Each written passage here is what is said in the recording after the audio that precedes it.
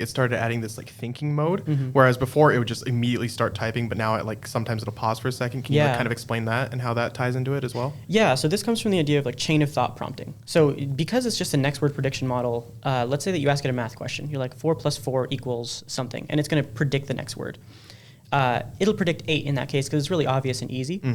But if you give it a more complicated question, let's say algebra, you have to like solve a system of equations or something that isn't immediately obvious just by predicting one more word, right? There's no example of this in its training data.